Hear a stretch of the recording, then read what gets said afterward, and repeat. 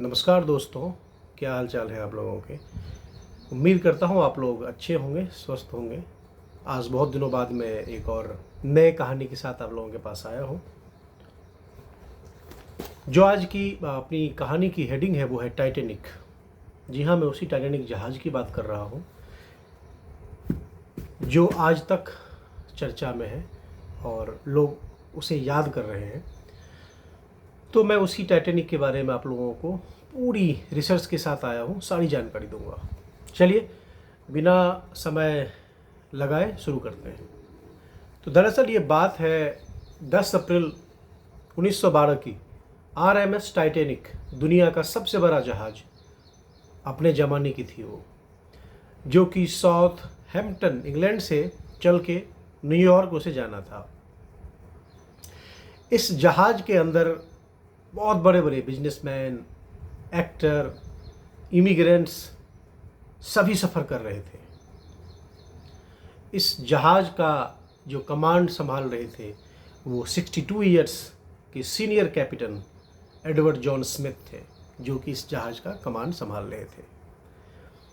Passenger में, media में, public में बहुत चर्चा हो रही थी इस जहाज़ को लेकर के, क्योंकि ये अपने आप में एक बहुत क्रेज़ था उस टाइटैनिक का उस टाइम पे।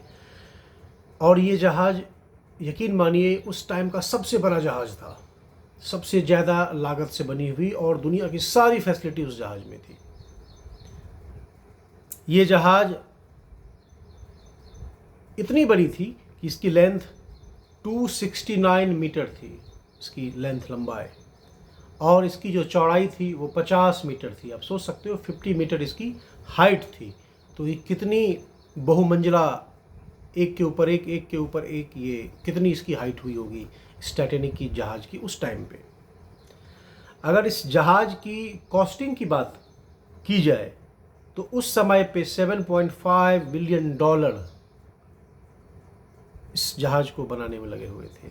अगर आज के डेट से इस अमाउंट का मैं कंपेयर करूं तो तकरीबन में 400 मिलियन डॉलर के बराबर होता है। उतने की वो जहाज़, उस जहाज़ को बनाने में कॉस्टिंग पड़ी हुई थी। इस जहाज़ के अंदर की अगर फैसिलिटी की बात की जाए तो स्टेन ग्लास की खिड़की लगी हुई थी, ऑर्नेट वुड प्लानिंग हुई थी, सारी लकड़ियों की ही काम हुई थी अंदर में, वो भी उसमें भी ऑर्नेट वुड की। 2 बड़े ग्रैंड स्टेयर्स थे, जैसे स्टेयर्स हम मूवी में नहीं देखते हैं, बहुत बड़ा मकान होता है, दोनों तरफ से सीढ़ी होता है, वो ग्रैंड स्टेयर्स थे उसके अंदर में। 4 रेस्टोरेंट थे, 2 सलून था, हॉट स्विमिंग पूल था, लाइब्रेरी था, जिम था, सारी फैसिलिटी 5 स्टार जो होटल होता है उससे भी ज़्यादा फैसिलिटी इस टाइटैनिक जहाज़ के अंदर में थी। इस जहाज़ के जो वाइस प्रेसिडेंट थे वो पब्लिक में आके कहते थे कि ये जहाज़ अनसिंकेबल है। अनसिंकेबल का मतलब ये कभी डूबेगा ही नहीं, मतलब ये जहाज़ कभी डूब ही नहीं सकता है। इसको जो बनाने वाला कंपनी था इस टाइटैनिक जहाज़ को, वो वाइट स्टार लाइन था। वाइट स्टार लाइन जो नाम है ये उस कंपनी का नाम है जिसने टाइटैनिक जहाज़ को बनाया था।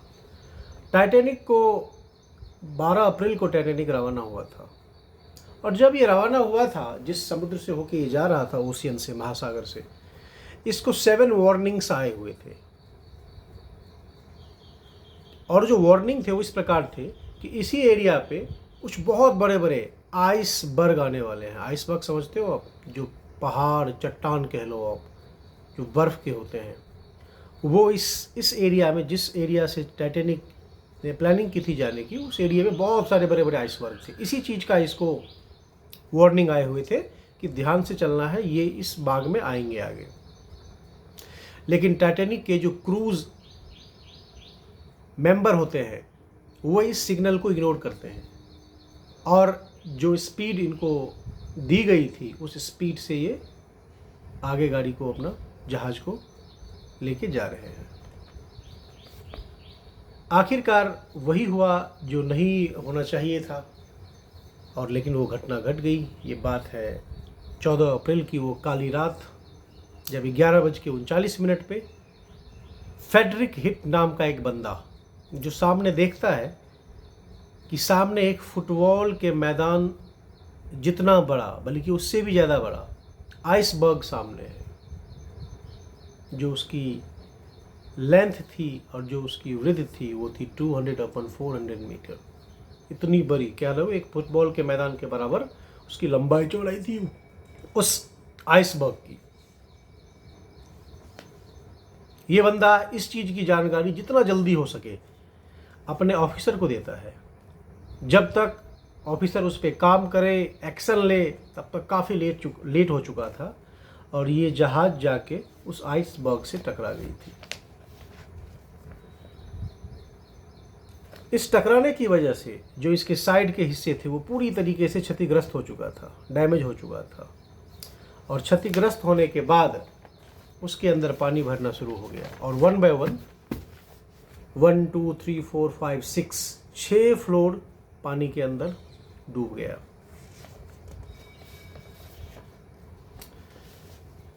कैप्टन ने ये ऑर्डर दिया कि एक डिस्ट्रेस कॉल भेजो। डिस्ट्रेस कॉल ये होता है, समुद्र में चलने वाली जो भी जहाज़ें होती है, जब वो किसी भी प्रकार के इमरजेंसी में कह लो या मुसीबत में कह लो, जब वो आती है तो वो रॉकेट लॉन्च करती है या एक डिस्ट्रेस कॉल भेजती है, जिससे ये पता लगे सामने अगर अगल बगल में कोई भी जहाज़ हो कि भैया हम लोग मुसीबत में हैं, वो आए और मदद करे।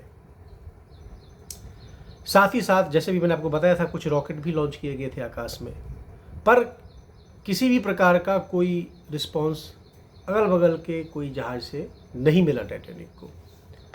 20 मिनट बाद, यानी कि 12:20 AM, मतलब मैं बात कर रहा हूँ नाइट, रात में 12:20 की, RMS कारपेसिया नाम का एक सिंगल जहाज होता है जो कि इसके सिग्नल को पकड़ लेता है और वो मदद करने के लिए आता है।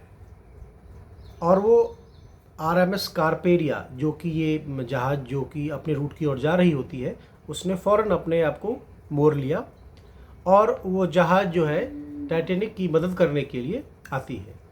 लेकिन वो जो जहाज़ थी वो 107 किलोमीटर दूर थी, 107 किलोमीटर। उसे कम से कम इस सफ़र को तय करने में 3 घंटा लगता, एटलीस्ट 3 से 4 घंटे के बीच में। जब तक जहाज़, आगे मैं आपको बता रहा हूँ कहानी, जहाज़ पूरा ही डूब गया है, क्योंकि 12 से अगर मैं इसमें 3.5 घंटे ऐड करूँ तो वो 4 बजे तक आता, और 4 बजे से पहले जहाज़ जो है वो पूरी तरीके से डूब गई है। 2 हिस्सों में जहाज़ टूट भी गई है, जो कि मैं अभी आगे आपको बता रहा हूँ। इसी बीच में जो कैप्टन होते हैं वो ऑर्डर देते हैं कि पैसेंजर को बाहर निकालना आप शुरू कर दो। जब तक कुछ ऐसे पैसेंजर थे, क्योंकि इसके बहुत सारे मल्टी फ्लोर थे, 6 फ्लोर नीचे थे, अभी तो कई फ्लोर ऊपर थे जो बिल्कुल सुरक्षित थे। उसके अंदर जो भी पैसेंजर थे उनका ये मानना था कि ये जहाज़ जो है अनसिंकेबल है, मतलब ये जहाज़ डूब ही नहीं सकता है। ठीक है, किसी छोटे मोटे आइसबर्ग से टकराया होगा, बट ऐसी बात नहीं है। लेकिन ऐसा था नहीं, जहाज़ डूब रहा था धीरे धीरे नीचे। ये जो जहाज़ के कैप्टन थे उनको पता लग गया था, और साथ ही साथ टाइम टू टाइम जहाज़ जो है वो नीचे जा रहा था। कुछ टाइम और बीत जाने के बाद जितना हो सका पैसेंजर को लाइफ बोट के थ्रू से उतार दिया गया नीचे। स्टार्टिंग में वो लाइफ बोट काफ़ी ब्लैंक ही गया, खाली खाली जा रहा था, क्योंकि सबको ये ट्रस्ट हो नहीं रहा था। लेकिन जब ही 1 घंटा और आगे बीती, ये बात हो रही है 1:45 की, जहाज़ का जो पीछे का हिस्सा होता है, प्रोपेलर मतलब वो जो नाचता रहता है उसे हम कहते हैं प्रोपेलर। वो प्रोपेलर हमेशा पानी के अंदर होता है, वो बिल्कुल उठ गया था ऊपर। पीछे का जो साइड है वो काफ़ी ऊपर उठ गया था, और आगे का जो साइड है वो बिल्कुल पानी के अंदर चला गया था। इसी वजह से, इसी में ग्रेविटी इमोशनल नाम का एक वर्ड है, जिस वजह से वो जहाज़ बीचों बीच टूट गया। जहाज़ के ऊपर टोटल 20 लाइफ बोट थे, और जहाज़ के अंदर 2200 लोग, 2000 से लेकर 2200 के बीच में लोग सवार थे, जिसमें से तकरीबन 550 से 600 लोग उस टोटल 20 लाइफ बोट में चले मात्र गए। वो सारा खाली ही गया था, और बाकी के जो भी लोग थे वो जहाज़ के साथ पानी में नीचे डूब गए। कुछ लोग पानी के अंदर ही मर गए और कुछ लोग ऐसे थे जो कि थोड़ा बहुत तैरना जानते थे, तो वो तैर के पानी के अंदर कूद गए। लेकिन उस पानी के का जो टेम्परेचर था वो -2 से लेके -10 के बीच में था।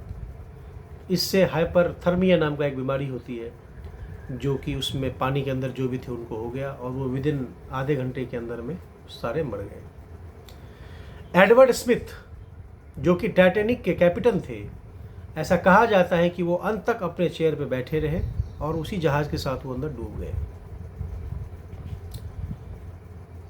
इस चीज़ पे बहुत सारी रिसर्च हुई और रिसर्च होके सामने कुछ बातें आई जो मैं आपके सामने भी रख रहा हूँ। जो RMS टाइटेनिया जहाज़, जो कि टाइटैनिक को बचाने के लिए निकला हुआ था, वो 4 बजे के आसपास यहाँ पहुँचा। जब तक सारा खेल हो चुका था, सारे डेड बॉडी पानी के ऊपर पड़े हुए थे। दूसरी एक और रिसर्च है, जहाँ पे टाइटैनिक जहाज़ डूब रही थी वहाँ पे एक और जहाज़ जो कि 37 किलोमीटर दूर मात्र थी, उस जहाज़ का नाम SS कैलिफोर्निया था। उसी ने, अगर आपको याद हो, शुरू में जो मैं कहानी बताया था, स्टार्टिंग वाला जो मैंने शुरू की थी लाइन, उसमें बताया था इसको 7 वार्निंग कॉल आए हुए थे। तो वो जो 7 वार्निंग कॉल थे वो इसी SS कैलिफोर्निया नाम का टाइटैनिक जहाज़ को, उसी SS कैलिफोर्निया जहाज़ ने दी थी कि आगे बहुत सारे जो है सो आइसबर्ग हैं, आप गाड़ी बिल्कुल धीरे से चलाओ या हो सके तो रोक दो। लेकिन इस वार्निंग को अनसुना किया गया और फिर रिजल्ट सामने है। तो ये जहाज मात्र 37 किलोमीटर दूर थी। इसने 7 बजे के ही आसपास टाइटैनिक को वार्निंग देके अपना रेडियो ऑफ करके और वो वहाँ पे जहाज को रोक दिया और उसने प्लान करा कि अर्ली इन द मॉर्निंग हम यहाँ से आगे निकलेंगे, इसी आइसबर्ग की रीजन से।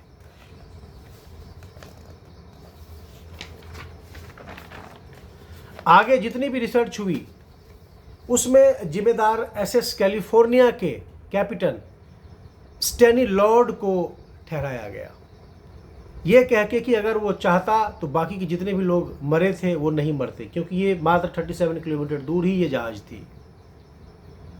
दूसरी ओर टाइटैनिक के ऊपर एक और सवाल उठाया गया कि इसमें जो लाइफ बोट दिए गए थे वो बहुत कम दिए गए थे। 2000 आदमी के हिसाब से 20 लाइफ बोट बहुत कम होते हैं।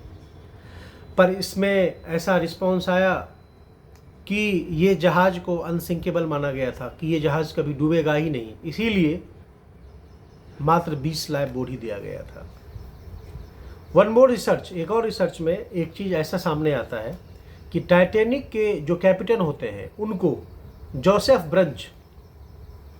ब्रंच, जो कि मैनेजिंग डायरेक्टर होते हैं व्हाइट स्टार लाइन, जिसने टाइटैनिक जहाज़ को बनाया, उसके जो मैनेजिंग डायरेक्टर होते हैं जोसेफ ब्रंच, उन्होंने टाइटैनिक का स्पीड कम करने के लिए मना कर दिया। उनका ये कहना था कि ये जो जहाज़ है कभी डूबेगी नहीं, आप इसे उसी स्पीड पे लेके चलते रहो, हमें 6 डेज़ के अंदर में ये जो डेस्टिनेशन है वो कंप्लीट करना है और एक नया रिकॉर्ड बनाना है। तो कहीं से कहीं हद तक उनको भी जिम्मेदार दिया जाता है उन्हीं की वजह से इसकी स्पीड कम नहीं की गई।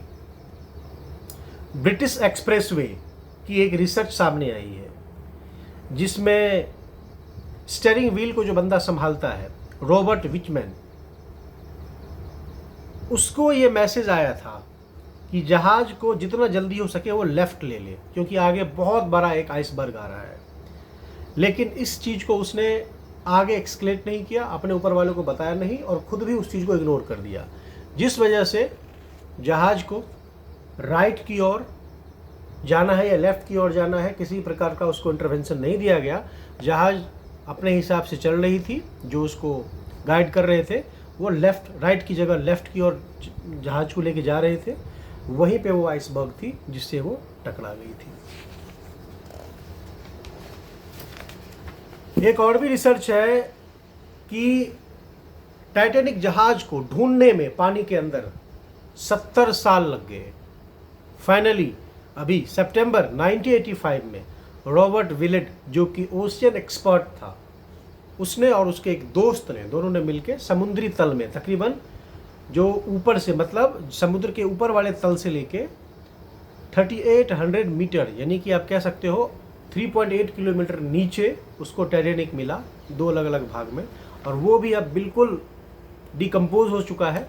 ऐसा बोला गया है कि आने वाले 2030 तक ये कम्प्लीटली डिकम्पोज हो जाएगा, किसी को दिखेगा भी नहीं, क्योंकि इसके जितने भी पार्टिकल्स हैं, जितने भी इसके एलिमेंट्स हैं, वो सारे गल गए हैं, या जो जानवर होते हैं समुद्री, या फिर जो उसके पानी नमकीन होते हैं, किसी भी रीजन से वो सारे मेल्ट हो रहे हैं, और 2030 तक टाइटैनिक वहाँ से गायब हो जाएगा। तो दोस्तों, उम्मीद करता हूँ ये कहानी आप लोगों को अच्छा लगा होगा। अगर आप हमारे चैनल पे नए हैं तो इसको सब्सक्राइब कीजिए, शेयर कीजिए। बहुत दिनों में मैं ये वीडियो लाया था, आज आगे मैं और ये वीडियो लाऊंगा। ध्यान रखिए अपना। जय हिंद, जय भारत। मिलते हैं एक और बहुत जल्दी नए वीडियो के साथ।